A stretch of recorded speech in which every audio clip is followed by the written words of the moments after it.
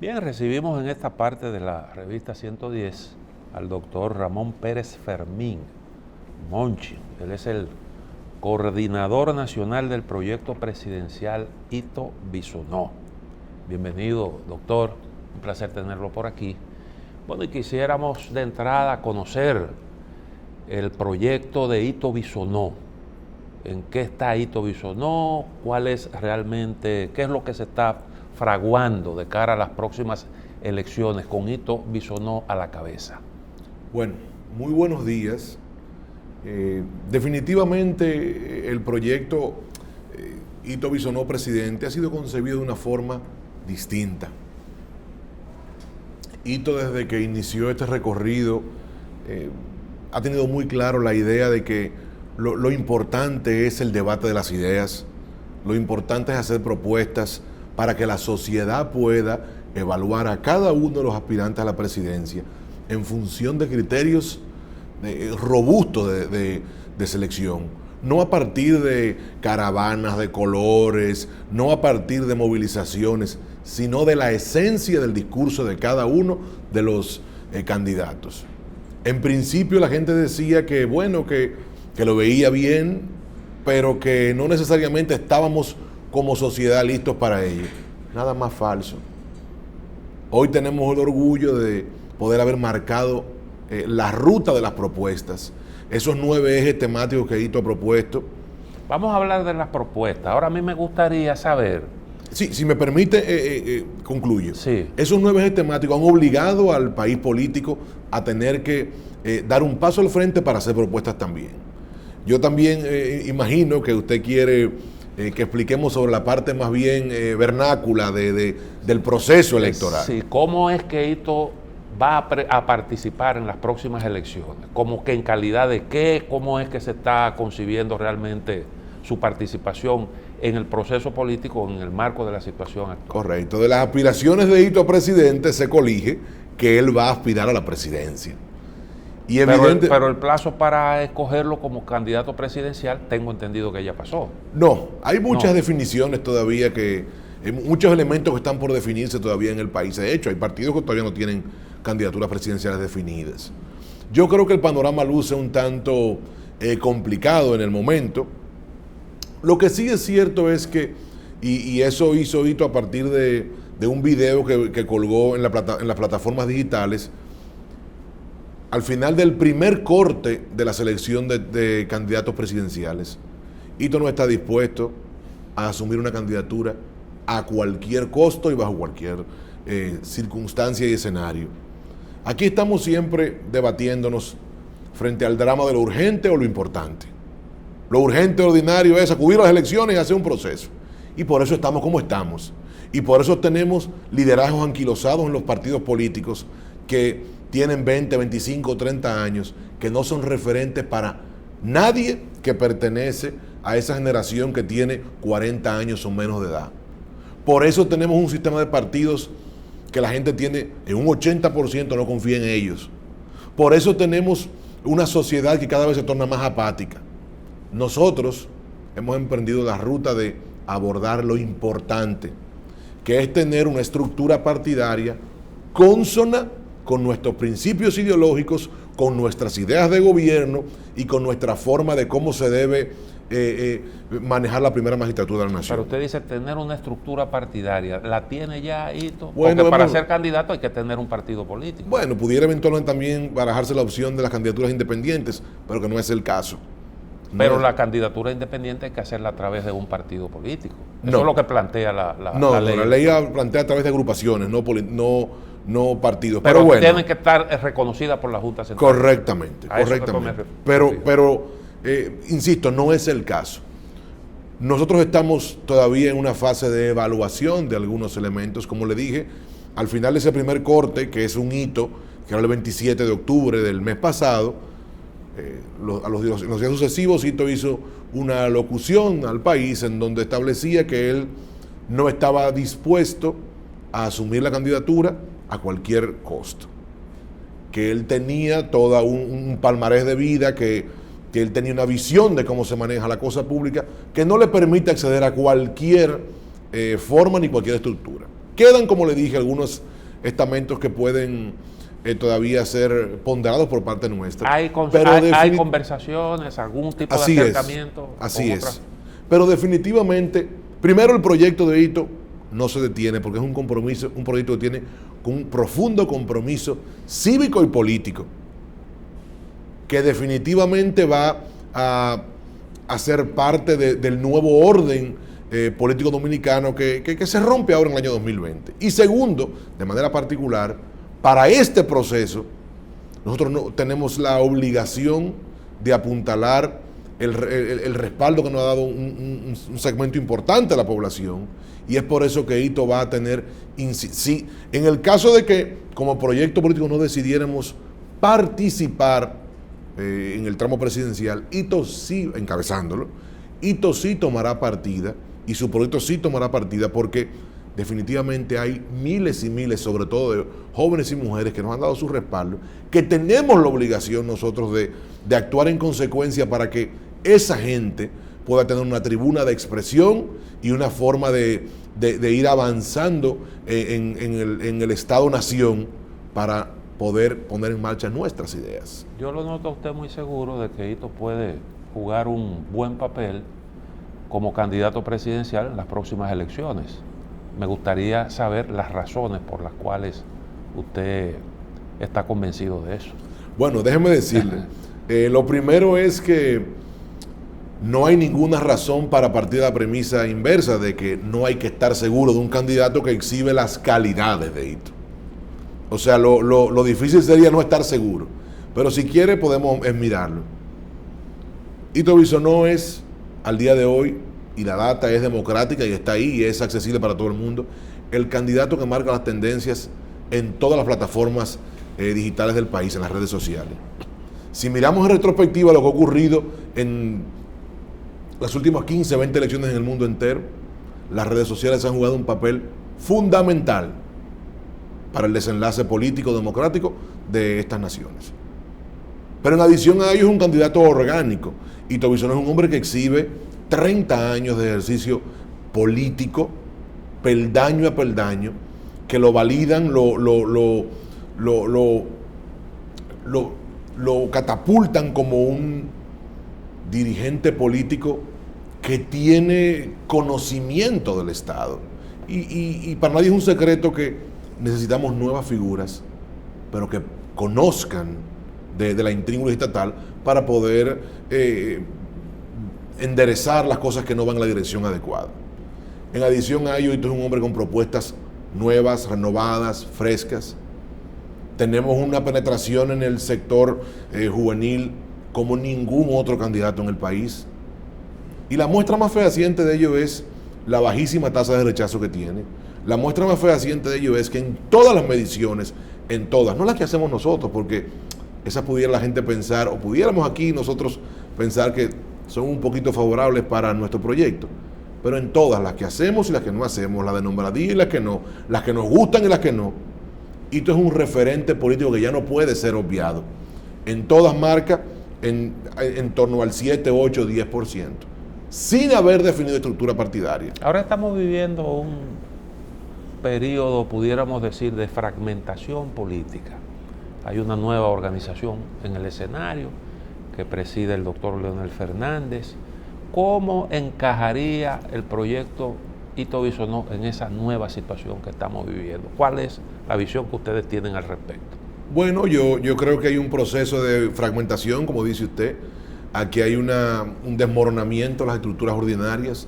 El problema viene dado en que es un fraccionamiento que más bien recompone los mismos actores que han gravitado por los últimos 25 o 30 años.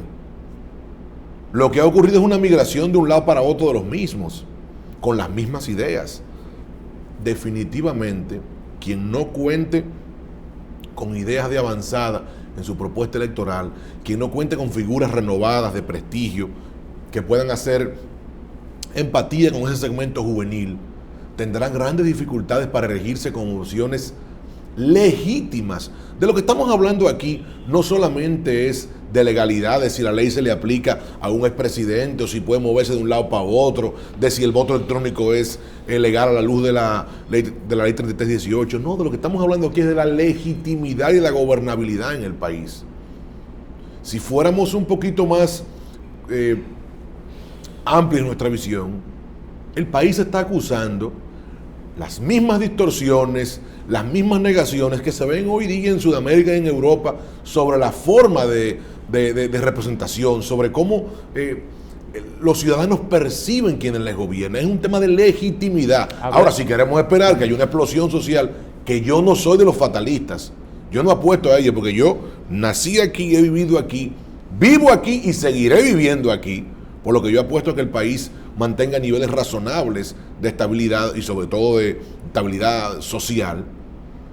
Yo no estoy asusando nada de ello, lo digo más bien con preocupación, pero definitivamente los políticos tienen que ser diligentes, tienen que ser proactivos, y si esperamos que se colecte esa crisis que ya deja vestigios en la gente, la muestra más fehaciente de ello es que votaron el 30% de los miembros de los electores hábiles en las primarias abiertas del PLD y las primarias cerradas del PRM. Aquí hay una apatía que se ve, que es obvia.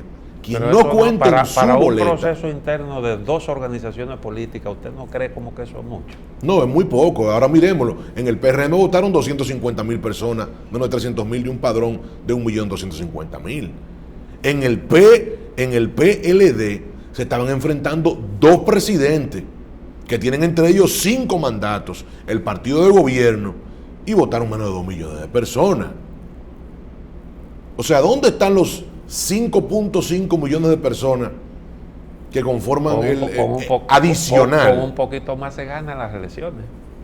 Con un poco más de 2 millones se ganan las elecciones.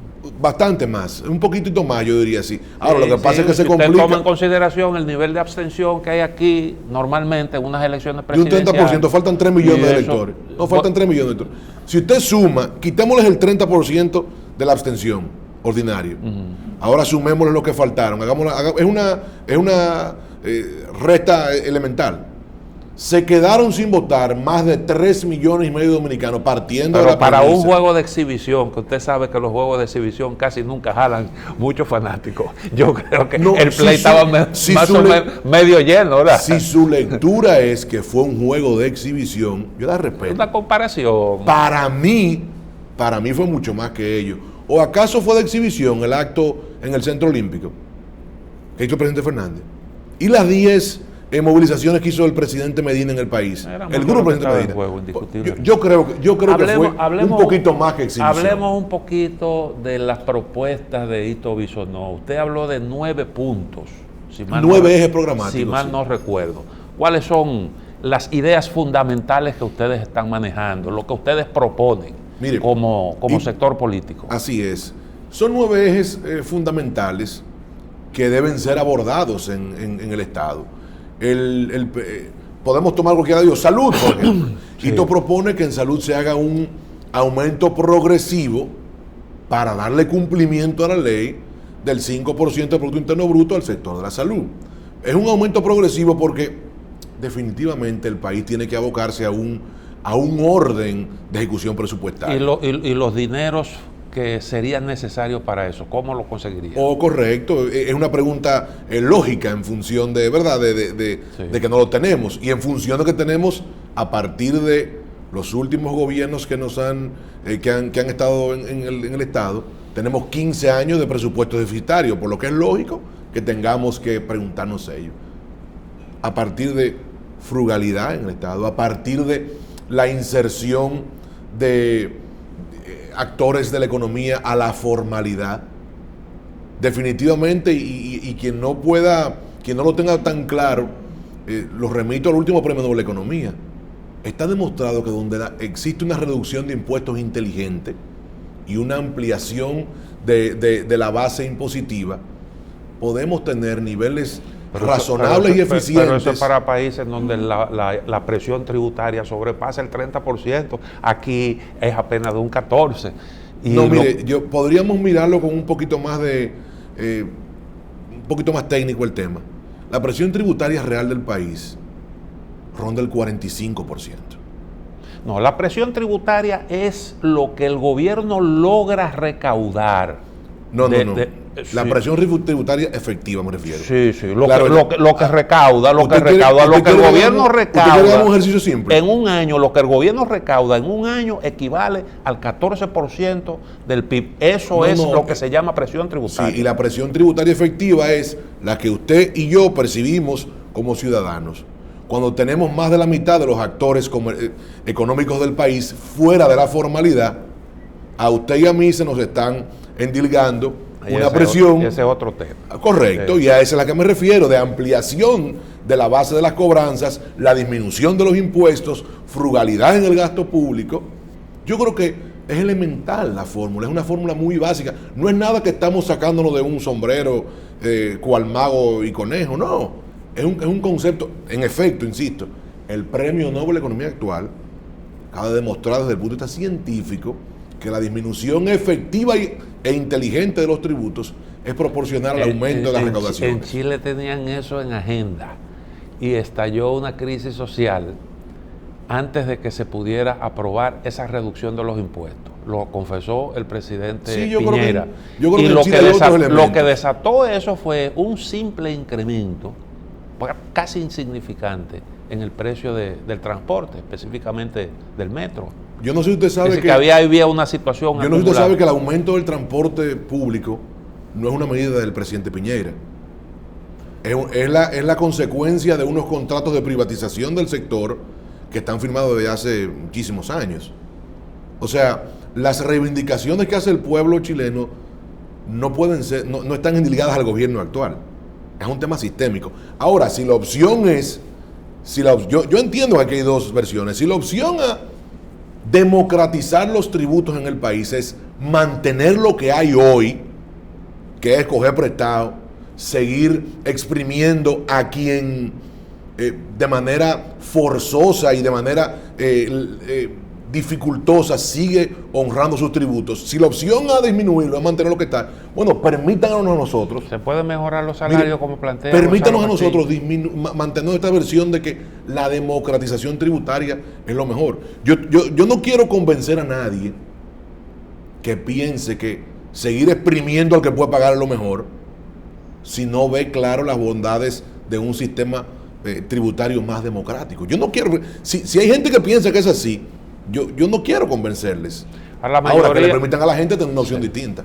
La mayoría de los organismos internacionales, incluyendo el Fondo Monetario Internacional, han recomendado lo contrario: incrementar la presión tributaria para hacerle frente a una serie de situaciones que esperan desde hace bastante tiempo que el gobierno las encare. No, lo que incluyendo pasa ese mismo problema de la salud. Correcto. Mire, el Fondo Monetario Internacional actúa más bien y están ahí también, hay todo un palmarés. Todas esas recomendaciones en los años 80 y 90 del Fondo Monetario Internacional dieron al traste con explosiones sociales. ¿O usted no se recuerda lo que pasó en el 84? ¿A partir de qué fue ello? ¿Y lo que pasó en el África subsahariana? ¿Qué fue lo que pasó? No fueron las medidas del Fondo Monetario Internacional. El Fondo Monetario Internacional no es un organismo que tiene una vocación de estabilización. El Fondo Monetario es un organismo que tiene una vocación de auxilio y después de retribución de los recursos que pone a disposición de los países. El Fondo Monetario Internacional no puede ser el referente para manejar la economía de un país. Es obvio que no es así. En el tiempo que nos resta, me gustaría saber cuáles son los puntos en la agenda de Ito Bisonó. ¿Cuándo vamos a tener ya una definición más concreta de la situación del proyecto que él encabeza? Mire, tal y como le decía, y nos fuimos en otra dirección, son 9 propuestas que tiene Ito: salud, energía, migración, competitividad. Son unas propuestas que están diseñadas para que la gente puedan ser de fácil entendimiento, porque hay que tener unos criterios técnicos y hay que tener unos elementos desarrollados con especificidad importante, pero tienen que ser de fácil consumo para la población, para que puedan entender mínimamente cuál es el plan al cual se va a abocar esto cuando sea presidente. Con respecto a los planes, nosotros somos actores de todo el escenario y tenemos que actuar en función de ello. De lo que yo sí les aseguro a ustedes y a usted de manera particular es que Hito será un elemento, en caso de que no encabece por decisión muy de convicciones personales, éticas y políticas, no encabece una propuesta. Hito será un elemento decisivo, por lo que antes le hacía mención. Nosotros tenemos unas ideas que no estamos dispuestos a doblar, a matizar con respecto al derecho a la vida. Tenemos unas ideas muy terminadas sobre el tema de la calidad de la ejecución en el gasto público, de cómo debe preservarse el medio ambiente, la frontera, la competitividad. Y es por ello que tenemos que hacer, en el caso que fuere necesario, las confluencias adecuadas con quien tenga algún nivel de proximidad con nuestras ideas. Definitivamente, nosotros tenemos que mantener a las personas que nos han dado el favor del respaldo, mantenerlas cerca nuestras a partir de tener lógica en nuestro discurso y en nuestro accionar. Lo que definitivamente la gente está deplorando hoy día y por lo que siente rechazo es por los políticos que constantemente viven moviéndose de un lado a otro sin justificación filosófica, ni ideológica, ni política, ni partidaria. Bien, doctor Ramón Pérez Fermín, Monchi, coordinador nacional del proyecto presidencial Hito Bisonó. Muchísimas gracias por haber estado hoy con nosotros aquí en la revista 110.